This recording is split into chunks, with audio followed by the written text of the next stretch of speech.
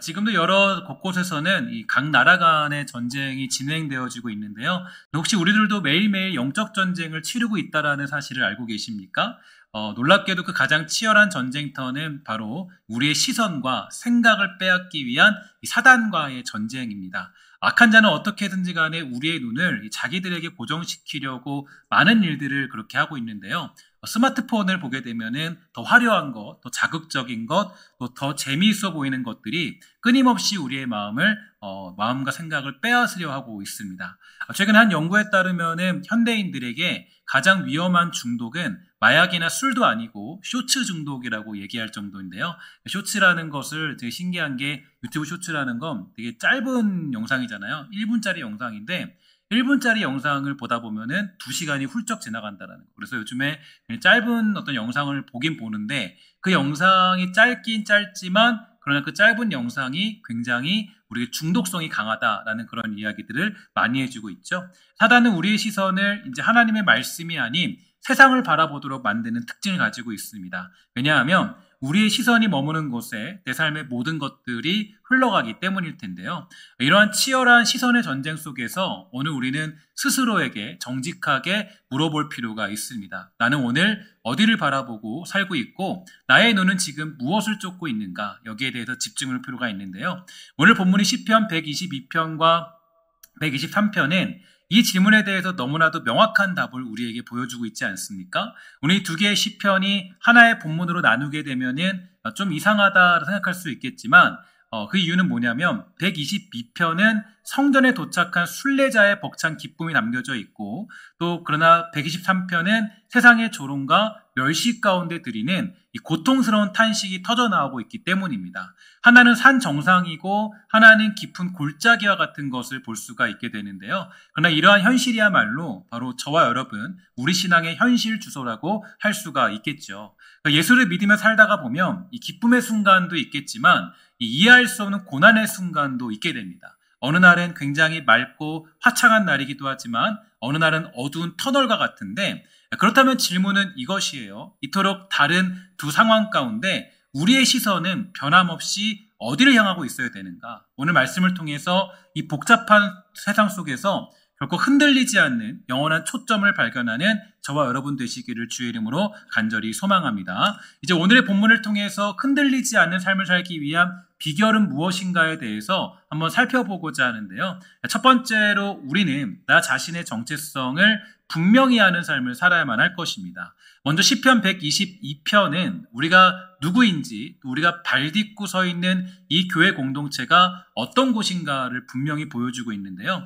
여러분에게 제가 질문하면 여러분에게 교회라는 곳은 어떤 곳이라고 생각합니까? 교회는 어떤 곳일까요? 여러 가지의 정의와 생각들로 이 교회들을 정의해 볼 수 있겠지만 오늘 우리에게 주어진 본문은 세 가지로 명확하게 교회란 무엇인가에 대해서 그렇게 정의해주고 있습니다. 첫 번째로 교회는 하나의 목적 아래 연합된 공동체다라고 볼 수가 있는데요. 3절을 보면 이렇게 얘기해주고 있죠. 함께 다 같이 읽도록 하겠습니다. 시작. 예루살렘아 너는 잘 짜여진 성읍과 같이 건설되었도다. 아멘. 예루살렘을 얘기하기를 뭐라고 평가하냐면 잘 짜여진 성읍이다 이렇게 얘기해주고 있는데요. 이 각기 다른 모습, 다른 배경을 가진 사람들이 여호와의 이름에 감사라는 단 하나의 거룩한 목적을 위해서 이 벽돌처럼 단단히 연결된 곳, 그것이 바로 교회라고 정의해주고 있습니다. 두 번째로 교회는 어떤 곳이냐 보니까 하나님의 통치가 임하는 공동체다라고 정의해주고 있는데요. 5절은 얘기해주고 있기를 거기에 심판의 보좌를 두셨다라고 이렇게 얘기해주고 있는데 이거는 교회가 그냥 이 좋은 사람들이 모이는 친목단체는 아니라는 뜻입니다. 그래서 여러분 중요한 게 이제 이 교회라는 곳은 그저 친목하는 그런 모임이 아니라 하나님의 공의와 정의가 선포되고 그분이 다스림이 실현되는 왕의 통치가 있는 곳이 바로 교회라는 것을 얘기해주고 있고요. 또 한 가지 중요한 것이 하나 있는데 여기서 얘기해주고 있는 거는 이 다윗의 집의 보좌다 이렇게 얘기해주고 있습니다. 이게 되게 중요한 게 교회라는 곳은 그저 나 자신의 어떤 거룩한 모습을 추구하는 곳이 아니라는 거예요. 마치 철학처럼 쌓아가지고 이 철학처럼 내가 뭐 굉장히 어떤 이 노력하면 예수님처럼 거룩해진다거나 나의 삶 가운데 거룩한 어떤 뭐 뭔가 어떤 이 돌을 닦는 기분으로 예수를 믿는 건 절대 아니라는 거죠. 그래서 예수를 믿는 것은 오직 예수 그리스도의 십자가의 구속의 은혜 아래 믿음으로 모이는 곳이라는 것이 교회라는 정의라고 정의해 볼 수 있는 겁니다. 교회는 그러니까 이제 종종 우리가 이제 현대 시대를 보면 이 자유주의 물결이나 뭐 그런 것들을 보면은 예수 믿는 것을 교회 다니는 것을 그저 나 자신이 스스로 어떤 거룩함을 추구하기 위해서 뭔가 더 나은 삶이 되기 위해서 교회를 다니는 것처럼 생각할 때가 있어요. 예수를 믿는 게 마치 어떤 4대 성인 중에 한 명을 믿어서 내가 그냥 조금 더 좀 착실해지고 조금 더 거룩해지고 조금 더 괜찮아지는 삶 이런 걸로 예수 믿는 것을 착각할 때가 많이 있습니다. 근데 이게 이제 뭐 자유주의 물결로부터 시작되는 어떤 그런 사상이기도 한데 어쨌든 간에 중요하게 우리가 분명해야 될 것은 교회의 정의는 교회라는 것은 다윗의 그 집의 보좌다. 그러니까 즉 예수 그리스도로부터 시작되는 이 어떤 모든 그런 이 구속의 은혜 아래서 모인 사람들의 공동체다라는 것을 분명히 해야 됩니다. 그러니까 여러분들과 제가 여기서 모이는 거는 돌을 닦거나 아니면 어떤 조금 더 괜찮은 철학을 가진다거나 조금 더 괜찮은 어떤 그런 뭐 어떤 나의 삶의 수준을 높인다거나 그런 것들 따위가 아니에요. 그러니까 우리는 이미 구원받은 자로서의 모임, 구원받은 자로서의 모임, 선택받은 자로서의 모임에 함께하고 있다는 것을 잊지 말아야 됩니다. 왜냐하면 이게 되게 중요한 게 이 사실들을 이제 망각할 때가 많이 있어요. 예수 믿을 때, 그러니까 예수 믿는 것을 이런 것들로 오해하고 착각할 때가 많이 있게 됩니다. 그래서 항상 이 지금 오늘 시편의 정의처럼 다윗의 집의 보좌다. 되게 중요한 명칭이에요. 그래서 이런 흐름이 없으면 교회는 교회로서의 역할을 감당할 수 없음을 기억할 필요가 있는 것이죠. 세 번째로 깨달아야 될 것은 교회는 서로의 평안을 위해 기도하는 공동체예요. 그래서 6절과 8절은 계속해서 뭐라 그러냐면 평안을 구하라 내 가운데 평안이 있을지어다 라고 선포해주고 있는데요. 여기서 보면 평안, 즉 샬롬은 서로의 온전한 행복과 안녕을 위해서 눈물로 중보하는 사랑의 공동체를 의미합니다. 근데 여러분 보면은요, 솔직히 교회를 볼 때 이런 영광스러운 모습이 보이지 않을 때가 많이 있어요. 그래서 굉장히 연약함이 많이 보이기도 하고 허물이 보일 때도 많이 있게 되죠. 그러면 어떻게 이 거룩한 교회의 본질을 우리가 바로 볼 수가 있겠습니까? 바로 여기에는 뭐가 필요하냐면은 말씀을 묵상하는 훈련이 기본적인 전제로 깔려야 됩니다. 그래서 내가 말씀을 묵상할 때 우리의 시선이 교정된다라고 얘기할 수 있는데, 그러니까 이제 내가 말씀을 묵상할 때 비로소 사람의 눈이 아니라 하나님의 눈으로 교회를 바라볼 수가 있게 되는 겁니다. 그래서 사실 그 인간이란 존재는 굉장히 많은 것들에 충분하게 영향을 받는 존재 아니겠습니까? 그러니까 우리는 매일같이 알게 모르게 타인과 주변 환경으로부터의 영향을 받으면서 살아가는데요. 때로는 다른 사람의 의견에 쉽게 동조하기도 하고 특정한 분위기에 휩쓸려서 평소와 다른 선택을 하기도 합니다. 이러한 영향의 세 가지 형태에 관하여서 심리학은 세 가지로 정의하는데 동조와 순응 그리고 복종이라고 정의하고 있어요. 동조라는 것은 자신의 신념을 다른 사람들의 행동이나 신념으로 바꾸는 것을 말하는 것이고요. 이 순응이라는 것은 타인의 직접적인 요청에 따라서 이 행동하는 것을 의미합니다. 그리고 그 관계적인 불편함을 만들지 않기 위해서 그 일에 순응하는 것을 얘기해주고 있는 거죠. 마지막으로 복종이라는 것은 권위를 가진 사람의 명령에 따르는 것으로서 비윤리적인 행동이라는 사실을 알면서도 권위가 있는 사람이 말하면 그것을 행동하는 것을 의미합니다. 제가 이 말씀을 드린 이유는 이거를 우리가 외울 필요도 없는데 중요한 거는 우리라는 존재는 영향을 받는 존재라는 거예요. 그러니까 누군가 영향을 받죠. 그러니까 이제 우리가 보통 이제 자녀로 살아갈 때 그러니까 이제 어머니, 아버지 영향 받잖아요. 그래서 이제 자녀들을 보면은 그러니까 어머니와 아버지가 누군지 알 수 있을 정도로 이제 영향을 받게 되잖아요. 우리는 다 영향을 다 받게 돼요. 그러니까 영향을 받는데, 그러니까 우리가 어떤 영향을 받느냐가 중요하다는 거죠. 그러니까 교회를 바라볼 때 어떤 사람들은 교회에 대해서 원망과 불평을 얘기합니다. 교회 문제거리만 얘기해요. 왜 문제거리만 얘기하냐? 이유는 다른 게 아니에요. 말씀에 영향받지 않기 때문이에요. 그러니까 말씀에 영향받지 않으면 문제밖에 안 보이는 거예요. 보면 제가 그러니까 보니까 그 전도하는 사람들 보면은 전도할 때 뭐 그래요. 뭐 왜 교회 안 나오세요? 그러면 이 사람들이 늘 얘기하는 게 이런 얘기예요. 내가 뭐 신문 기사 봤는데 장로들이 어떻고 뭐 목사가 어떻고 뭐 권사가 어떻고 그러니까 그 교회 썩었다고. 그 교회 가면 안 된다고. 그런 얘기 많이 하거든요. 그러니 왜 하냐면은 말씀을 안 받기 때문이에요. 중요한 거는 사람에게 영향을 받으면 그때부터는 이게 교회에 대한 이미지가 완전히 깨지는 겁니다. 그러니까 우리가 자꾸 어디에 시선을 고정시켜야 되냐면 하나님 말씀에 시선을 고정시켜야 돼요. 하나님이 뭐라고 그러시는지. 하나님이 지금 예루살렘은 잘 짜여진 성읍과 같다라고 얘기했습니다. 그러니까 이제 교회라는 곳은 각기 다른 사람들이 모여서 함께 어떤 이 하나님의 공동체를 이루어가는 곳이에요. 그런데 자꾸 우리가 어디에 그런 관심을 갖냐면 하나님 말씀에 집중하지 않고 어디를 보냐면은 다른 사람들의 이야기나 평가에 대해서 굉장히 많은 그런 영향을 받게 돼요.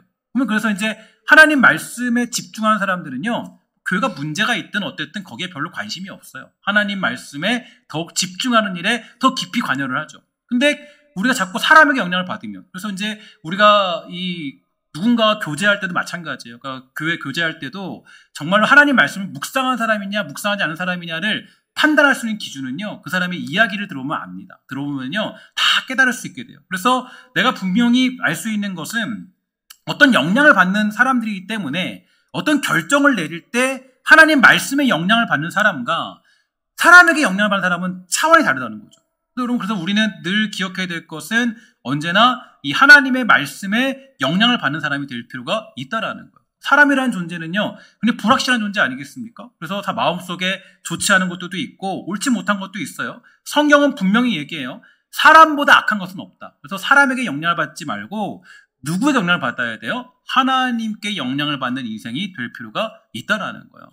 저는 바라는 것은 오늘 우리 교회 우리 성도들은 사람이 아닌 말씀의 영향을 받고 살아가는 복되고 아름다운 축복된 인생 되기를 주의 이름으로 간절히 부탁을 드리겠습니다. 두 번째로 흔들리지 않은 삶을 살기 위해서는 멸시와 조롱 속에서도 여전히 시선을 고정시켜야 한다는 겁니다. 그러니까 우리가 말씀을 묵상하면서 교회 정체성을 통한 나 자신의 정체성을 지키며 살아간다 할지라도요, 세상은 교회와 우리를 향해서 결코 박수 쳐주지 않는 현실을 마주하게 됩니다. 그런 면에서 시편 123편은 바로 우리가 이 땅에서 무엇을 마주하게 되는지를 적나라하게 보여주고 있는데요. 바로 멸시와 조롱을 당한다는 거예요. 내가 예수 믿고 살아도 내가 이제 세상은 우리를 박수 쳐주지 않는다라는 거예요. 멸시와 조롱 가운데 살아갈 수밖에 없다는 겁니다. 그래서 3절과 4절을 보면은 이 시인이 이렇게 고백해요. 심한 멸시가 우리에게 넘치나이다. 그러니까 이제 이게 예배자인데 하나님을 예배한 사람이 있는데 심한 멸시가 우리에게 넘친다라고 얘기하고 있죠. 넘친다라는 것은 이 경멸감이 목구멍까지 차올라서 숨이 막힐 것 같은 상태를 얘기해주고 있어요. 누가 우리를 이렇게 공격합니까? 안일한 자와 교만한 자라고 얘기하고 있죠. 즉 하나님 없이도 잘 살 수 있다라고 믿는 사람들, 그들의 눈에 우리의 믿음은 어리석어 보이고 우리의 소망은 하찮아 보일 것입니다. 여러분, 이러한 영혼을 찌르는 공격 앞에서 우리가 버틸 수 있는 방법은 무엇일까요? 여기도 해답은 동일해요. 뭐냐면 말씀을 묵상하는 훈련입니다. 정말 세상의 조롱 소리가 커질수록 우리는 더 깊이 말씀 속으로 들어가야 되는 거예요. 세상의 소음을 차단하고 하나님의 음성에 내 영혼을 조율할 필요가 있습니다. 현재의 고난은 장차 우리에게 나타날 영광과 비교할 수 없다라는 약속의 말씀을 붙들 때 세상의 멸시는 더 이상 우리의 정체성을 흔들 수가 없다라는 거죠. 특히 어떠한 순간에도 나 자신의 본질을 지키는 것은요, 무엇보다 중요하다고 생각합니다. 그래서 사실 여러분들과 제가 중요한 것은 굉장히 나의 본질을 지키는 게 중요한데 세상의 모든 성공한 인물, 명품 브랜드나 존경받는 조직에는요, 그들만의 확고한 본질과 철학이 있다라는 거예요.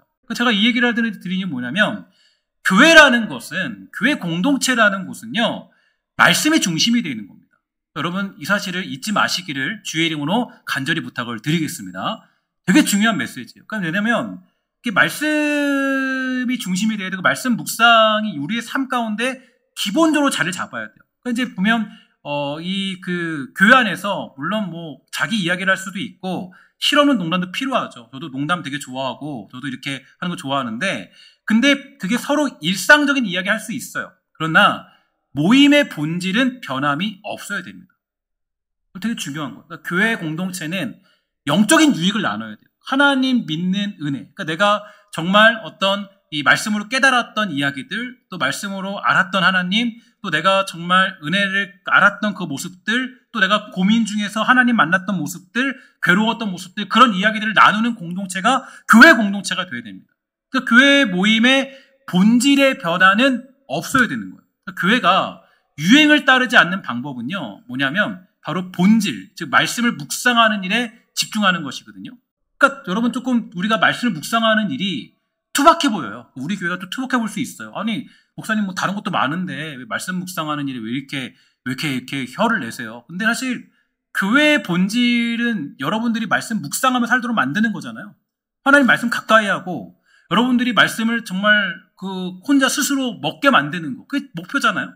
여러분들이 말씀을 스스로 먹게 만들면 저는 할 일 다 한 거예요.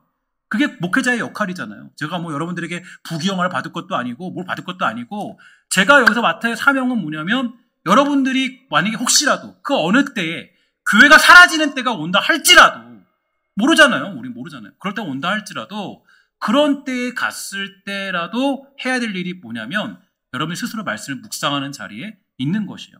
그리고 제가 좋아하는 기계 중에서 저는 브랜드 중에서 기계를 되게 좋아하는데 이유가 뭐냐면 특징이 하나 있어요. 얘네들은 본질을 굉장히 중요시 여기고 굉장히 기초적인 과학을 기초적인 본질에 많이 집중을 합니다. 그래서 사실 보면 요즘에 유행하는 AI 같은 것도 잘 활용하지 않거든요. 근데 왜냐하면 AI가 아직 완성이 덜 됐다는 거죠.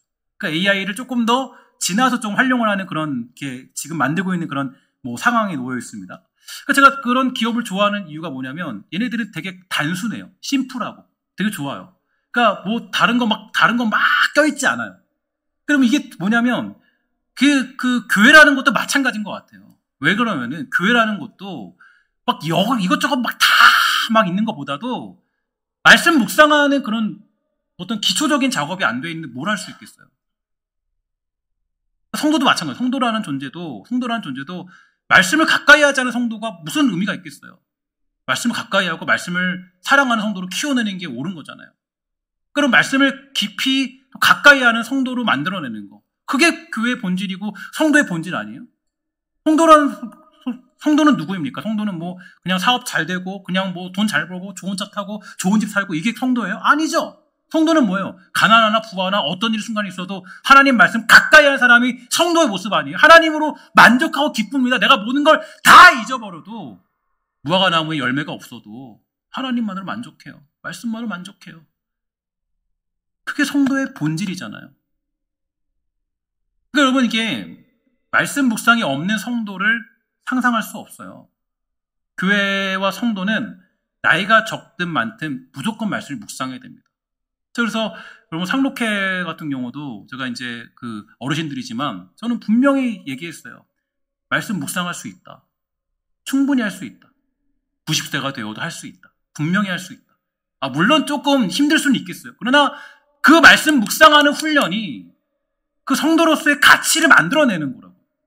내가 와서 교회 와가지고 보니까 제가 이번에 상록회를 좀 변화시키기 위해서 이렇게 강사도 초빙해서 사역자들끼리 아이디어 회의도 했어요. 하고 어떻게 하면 좋겠나. 앞으로 노인 인구가 많아질 거니까. 근데 그분이 자기 교회에서는 뭘 하냐면은 매달 뭐 하냐면 이렇게 이벤트 같은 걸 많이 한대요. 뭐 하냐면 트로트 가수도 부르고 이렇게 춤도 많이 추고 한다는 거예요. 이렇게 하고 그때 재밌게 치매 훈련도 하고 치매 방지 훈련도 하고 그거 한다는 거예요. 교회에서 사람들이 많이 온대요. 20명씩 3, 40명씩 온대요. 50명씩 온대요.